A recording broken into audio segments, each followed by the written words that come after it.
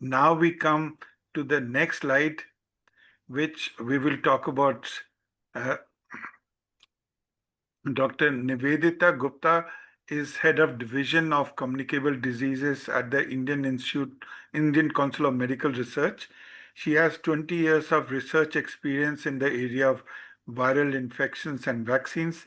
She is the key person to spearhead the laboratory capacity expansion and augmenting the availability of COVID-19 diagnostic test in India.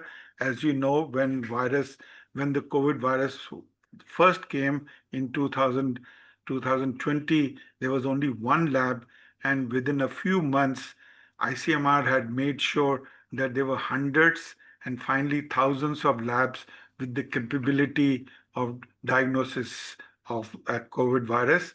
And she coordinates key vaccine trials related to Covaxin, Covishield, and Covavax in India, currently spearheading the activity of National One Health Mission. She is recipient of important national and international awards. She has more than 170 research papers and 5 books or chapters. And she has, the other day I heard her, and her presentation made the current situation very clear. Dr. Nivedita, please educate us all into what is the latest information which you excellently shared the other day also. Next slide. Next slide, please, Dr. Nivedita. Thank you very much, Dr. Ashok Rattan sir, for the very kind introduction. I also sincerely thank the Indian Society of Clinical Virology as well as KAHO for giving me this opportunity, and special thanks to you, Dr. Ekta and Dr. Amita Madam, for organizing this and inviting all of us. So I have been asked to speak on post-COVID-19 surveillance and pandemic preparedness, role of diagnostic labs. But since Dr. Ekta reached out to me the other day to also add a glimpse of vaccines, that also I have added to my talk. And this talk is a joint collaboration between me and my colleague Dr. Varsha Poddar, who's the influenza group leader from the ICMR National Institute of Virology. And we run this surveillance at ICMR together. So next slide, please. So I'll be describing the Pan-India syndromic surveillance for respiratory viruses, which is operated through the Virus Research and Diagnostic Lab Network, which is a network of 165 laboratories across India and was actually the pivotal platform to expand the COVID-19 testing capacity in India at the time of the pandemic. And I've been very fortunate to actually spearhead the establishment of this network since 2010 in India. Now, through this network and following the recommendation of WHO in 2021 that countries should embark on integrated respiratory virus surveillance instead of just running after SARS-CoV-2, it is also important to monitor very critical viruses like influenza as well as respiratory syncytial virus and others. So we established this network and in 2021, and over time it has expanded to a 73 site network which covers 27 states and 5 union territories. And you can see the spread of this network all across the country. And we are very systematically testing for 4 major pathogens: influenza, SARS-CoV-2, respiratory syncytial virus in priority groups, Nipah viruses in West Bengal and Kerala, and also we added human metapneumovirus when there was a scare in January 2025. And there are labs which do influenza virus isolation and characterization. There are 7 labs. There's an Apex lab at ICMR NIV, which is headed by my colleague, Dr. Varsha. And we are sharing data with WHO regularly, the data that emerges out of this network for determination of global influenza vaccine strain determination. This network has very ably been able to detect these spillovers of avian influenza from humans to humans from various poultry sources in 2021, 2024, as well as 2025. Next slide, please. This is the tiered network that we have with the testing labs that are 65 in number. These testing labs actually collect 15 ILI or ARI samples from from the community or the PHC sites in coordination with the community medicine department. And these samples are very much representative of the community samples coming from close geographies and catchment areas. And 10 SARI samples per week are collected. So 25 samples per week are collected from each of the testing lab, and they are tested through an algorithm which I will be showing in the subsequent slides. The referral labs, which are 7 in number, carry all the functions of the testing lab. In addition, they also are involved in virus isolation, characterization, and sequencing. And NIV, of course, is the apex lab, which is responsible for creating new diagnostic tests, multiplex diagnostic tests, distributing them to the network, quality control, as well as submitting all the data to WHO. Next slide, please. So this is what I was talking of, 15 ARI samples per week from community catchment areas, which are actually PHCs here, and 10 SARI samples per week. These 25 samples are tested through a multiplex PCR kit, which has been developed by NIV Pune, and these are the viruses which are tested. Next slide, please. And this is our testing algorithm that we are testing. So we have a PCR, several PCR kits. PCR one is the one which will tell you whether it is influenza A, B, or SARS-CoV-2. This is a triplex PCR kit. And in cases of samples from children less than equal to 5 years and elderly greater than equal to 65 years, we also have a quadruplex kit which includes RSV. So this is the first step of PCR, where we are able to determine whether it is influenza A, B, SARS-CoV-2 or RSV. We have a PCR2, which will tell you whether it is H1N1, H3N2, influenza B, Victoria, or Yamagata. Currently, we don't have Yamagata in circulation, and RSV is further subtyped into A and B. Then we also have a third PCR to determine the oseltamivir resistance in H1N1 strains. Next slide, please.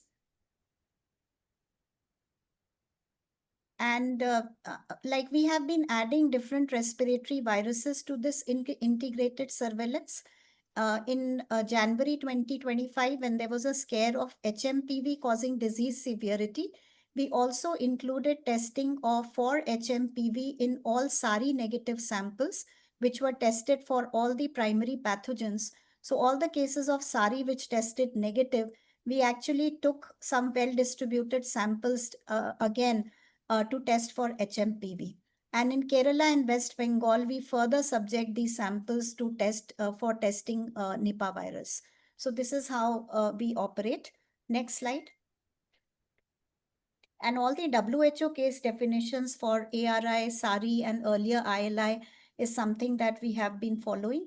This is what I wanted to show you, that through this network, we have been able to capture the trends of respiratory viruses. And this is the graph for influenza, wherein WHO says that this purple line, which which you see as the second topmost line, is something which tells you that you have a high circulation of influenza virus. And the topmost line, which is the red one, shows you that you really need to create a public alert if the threshold reaches this.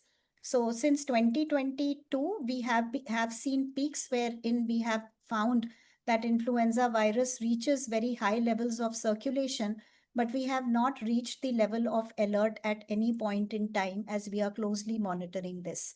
Next slide, please. And this is the same curve which shows you what is happening in the community setting for acute respiratory infection. The earlier was hospitalized patients, severe acute respiratory infection patients, but this is the community trends that you see in this slide, which are more or less the same. We have not seen any alert level since 2022 November. Next slide, please. Now, this is to show you that what have been the cumulative virus circulation trends across the years starting from 2021 So in 2021, we were just establishing the surveillance. So this data is not very complete, I would say. But since 2022, we have been very systematically been able to capture the data on the circulating respiratory viruses. And you see that how these viruses have prevailed over the years, wherein in 2022, we did not see much of influenza B.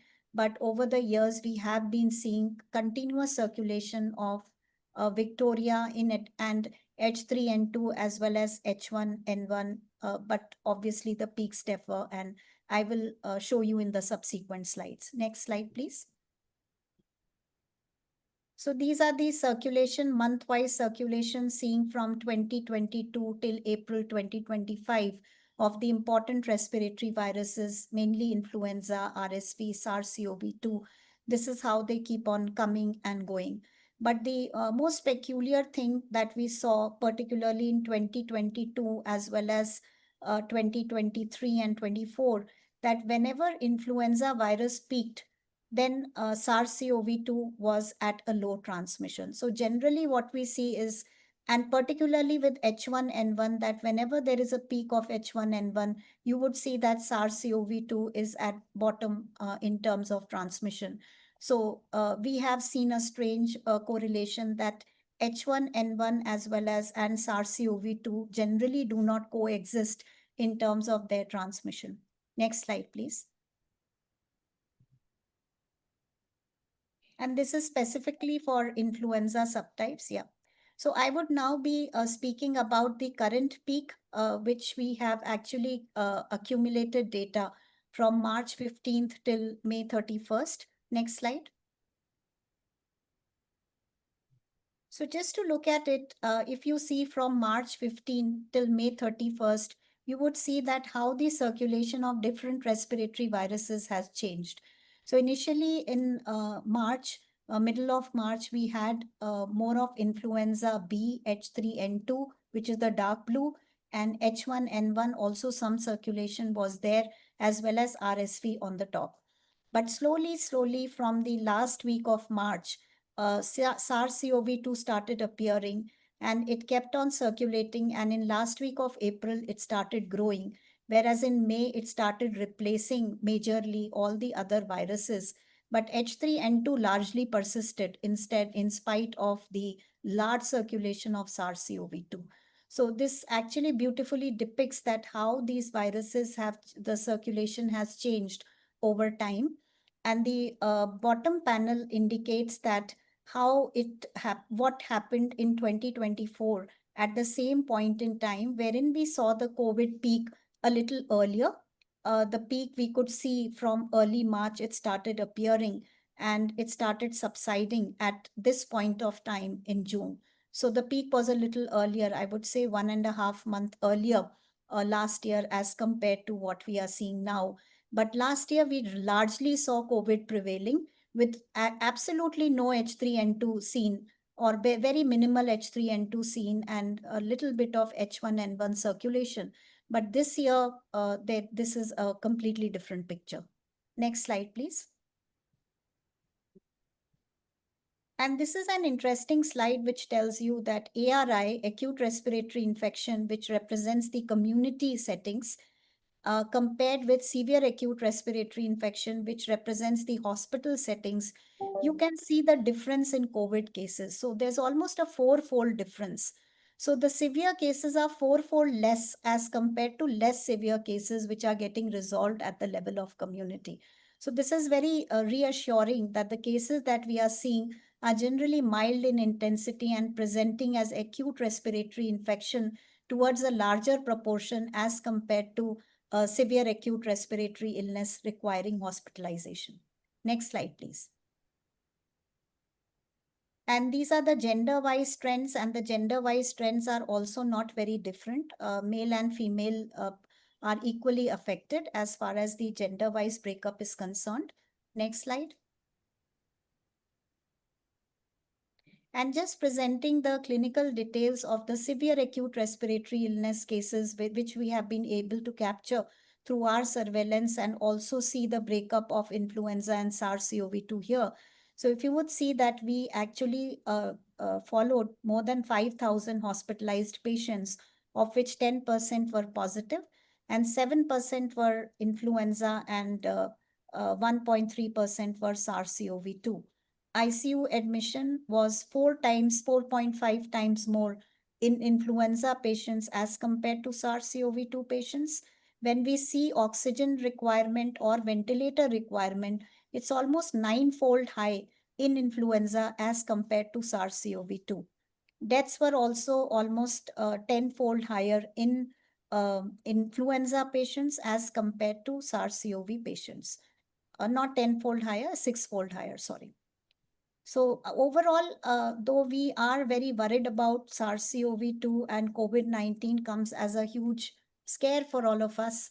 But if we look at the actual picture, influenza seems to be a larger threat as compared to SARS-CoV-2 in terms of severe infection, hospitalization, and mortality. This is data from SARS-CoV-2 genomic analysis. The network that you saw just now that I presented also collects lot of positive samples of SARS-CoV-2, which my colleague Dr. Varsha has been very diligently sequencing to create information on what are the prevailing strains. So you would see that we have seen lot of XFG strains, which actually this recombinant strain is the maximum prevailing, and I'm sure that my next speakers would be elaborating on this.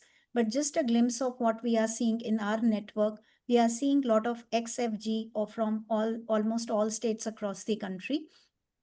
We also have detected LF 0.7.9 from many states here, and JN 0.1.16.1 is the next predominant strain. And there are several others which are also prevailing. Next slide, please. And this is the strain picture which Dr. Varsha has generated from different states of India. And these are all the strains that are prevailing in India. And different states have different circulation, but all are descendants of Omicron and particularly the GN.1 lineage. Next slide, please. These are few papers which we have been collaboratively publishing with all the investigators of this very important network. Next slide. So just to give you a glimpse of what is the vaccine position at present and what is WHO statement on antigen composition of COVID-19 vaccines. So WHO definitely says, and this is 26th April 2024, that the WHO says that SARS-CoV-2 continues to circulate and evolve, and the objective of an update to COVID-19 vaccine antigen composition is to enhance vaccine-induced immune responses to circulating SARS-CoV-2 variants. WHO recommends the use of monovalent JN.1 lineage vaccines, and they also say at some point in time that the people who are at risk should get vaccinated with whatever vaccine is prevalent in the country. Next slide, please. So there is also a WHO roadmap on uses of COVID-19 vaccines in the context of Omicron and high population immunity. The links have been given on this slide. And more importantly, WHO SAGE recommendations for COVID-19 vaccination have also come up, wherein it has been recommended that people who have never taken a COVID-19 vaccine, these three yellow ones, healthcare workers, pregnant women, and individuals who are immunocompromised, are the subpopulations with special considerations, and they should definitely immediately get vaccinated. Whereas all adults and children and adolescents with comorbidities who have never received a vaccine should also get vaccinated.